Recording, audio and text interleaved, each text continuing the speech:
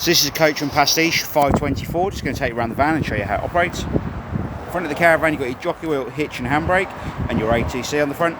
We'll demonstrate all of this when you're here in person, when you're here on site in person. In the front locker, you've got two gas bottle tie downs, so you can put two 6 kilogram propane gas bottles in the front locker at any time. And going into the bottom, we have your gas pipe work that has a reverse thread fitment and your gas regulator on the bulkhead of the caravan.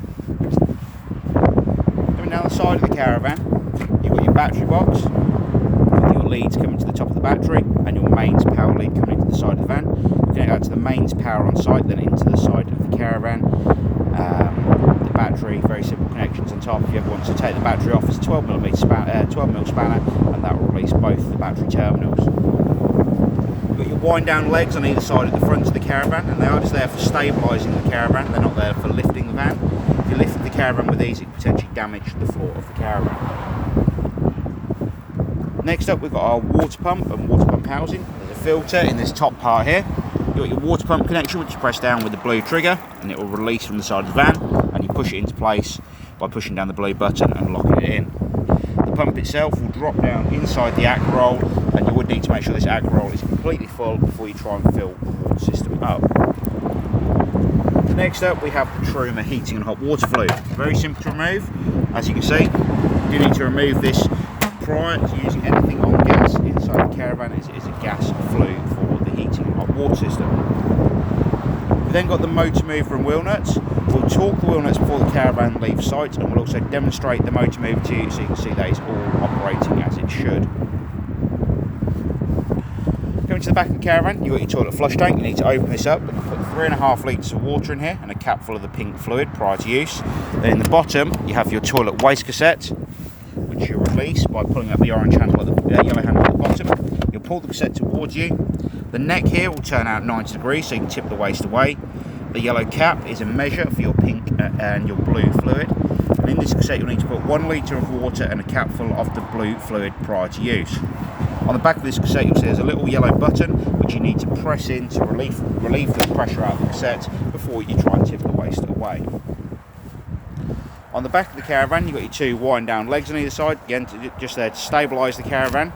And also in the centre of the caravan at the rear, you'll see your two grey waste pipes. You have the two grey pipes there. Will go into the larger diameter holes, and you'll put your waste master on the floor at the back here with the two bits of grey pipe going in the top. Coming down the side of the van, you've got your fridge vents, which are very simply there to allow hot air at the back of the fridge unit, to take some cool air in. You've got so when you've got your blown air heating on, you can have heat coming out into your awning. You've got a 3-pin socket, so you can have again power out to your socket, out to your awning. You've got your underbed storage at the front of the caravan and your barbecue gas point. Also at the front, you've got the last of the wind down legs. Turn back down onto the inside of the caravan now.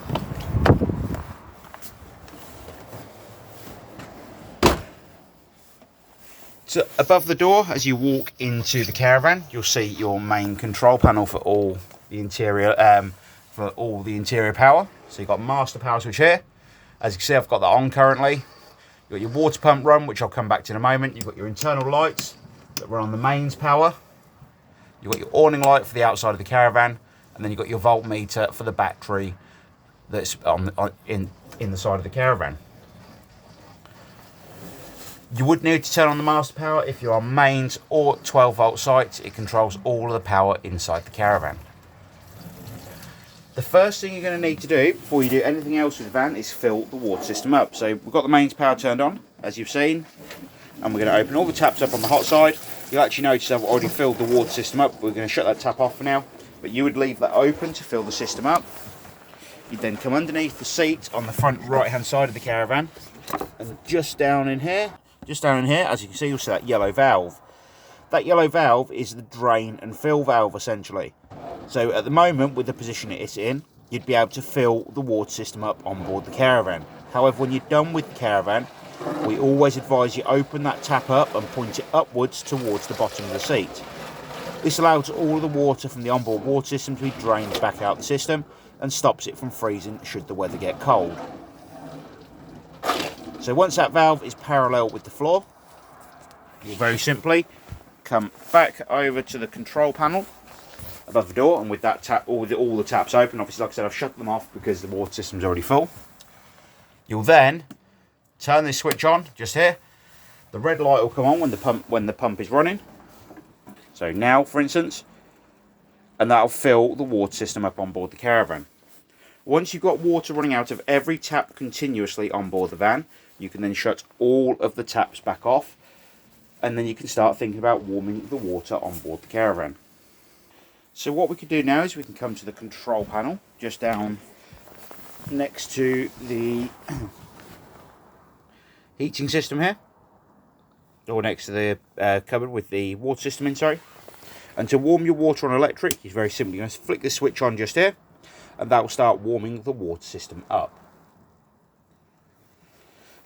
To control your water temperature on gas, you've got this dial here on the right hand side. So the electric is a preset temperature around 35 to 40 degrees. To ignite the water system on gas, you'll spin this outer grey dial to the flame symbol, so this little knob here is pointing towards it. The green light indicates ignition, or it is ignited. So if it's on the ignition part, then it will show green. If it fails to ignite, like it has just done, the red light will appear. The only reason it's done that for at the moment is because I haven't removed that cover off the outside and I haven't turned on the gas bottle. If you so that green light essentially indicates it is ignited, and whichever temperature you put above the green light is the temperature the water system will warm up to. To turn the gas supply back off, you'll spin the dial back to the off position, and it'll isolate the power going to the heater itself, the water heater itself. So that is your electric water heating and your gas water heating.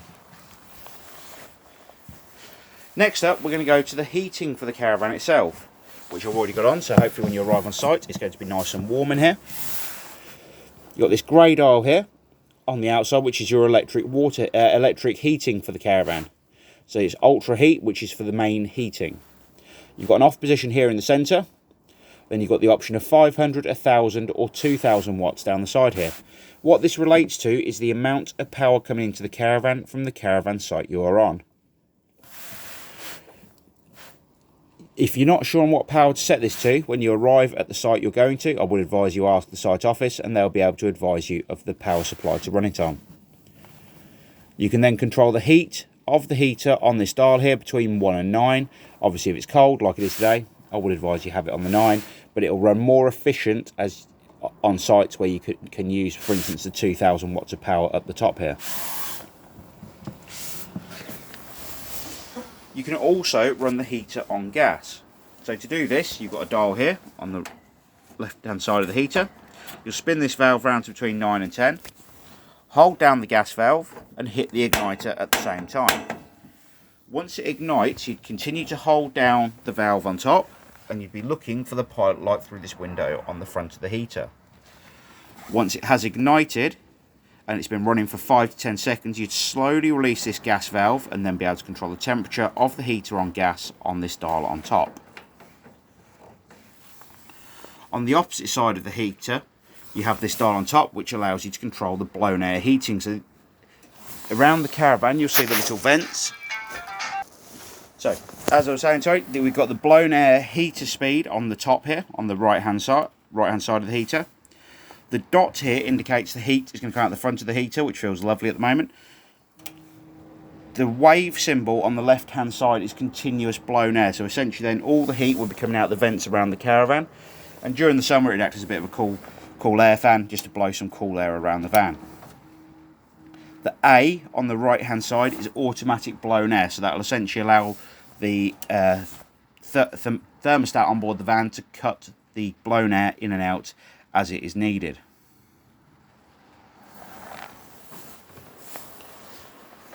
Microwave, hob, grill and oven all work very much the same as your household appliances, with your igniter on the front as you'd expect to see. So that's no different at all. The next thing we're going to show you is the fridge. The fridge is very easy to use. You've got power on the right hand side here at the bottom. At the moment, as you can see, we're on mains power, and when we're on mains power we can control the temperature of the fridge on the button on the right hand side here. We can also do the same thing when we're on gas. To change the power source we can hit the button on the left hand side here, And you can see at the moment it's flashing to indicate there's no 12-volt supply available to the caravan, and what that means is the 12-volt supply from the car you are towing with. As you can see, we've got nothing connected at the moment, but once a car is connected, you can leave the main control panel turned off above the door, come inside, turn the fridge on and go to the 12-volt option, and it'll allow the fridge to work as a cool box as you're travelling down the road. The temperature control at this point would be completely irrelevant, as it would not allow you to change the temperature due to the fact it is a cool box, not fridge mode. We've then got gas. If the gas is turned on, the fridge will self-ignite on gas. The blue light at the bottom here is your pilot light for the gas system for the fridge. As I said, it is currently turned off, so it will fail to ignite in a moment. But if it does ignite, that blue light will stay solid. If it fails, it will start to flash, and it will also bring up an error code on the right hand side above that the temperature buttons, and it will bring up a 9 and a spanner symbol, as you can probably see now. Turn the fridge back off, you'll press the power button, or press and hold the power button, and the fridge will turn itself back off, ready for the next time you use it. Coming into the bathroom, the last thing we go through, you have an electric flush on the toilet to flush the toilet system. You have a toilet full indicator light just here, which illuminates red when the toilet waste cassette is completely full. The toilet seat itself turns for your convenience, as you can see. And below the toilet you have your grey waste handle, which you can pull towards you to allow the toilet waste into the cassette underneath the van. When you are trying to remove the toilet cassette from underneath the van, you need to make sure the toilet flap is back in the closed position, which is just here. As if it is left in the open position, it will actually stop you from removing that cassette, and it could potentially damage the toilet waste cassette itself. We do advise, after you've used the loo as well, we do advise you shut it back off so no smells come back up inside the van. So that's the Coachman Pastiche 524. If you have any further questions on the caravan, please don't hesitate to give us a call here at the Caravan Company, and we'll be more than happy to help. We appreciate your business, and we look forward to seeing you here on site soon. Thank you for now. Bye bye.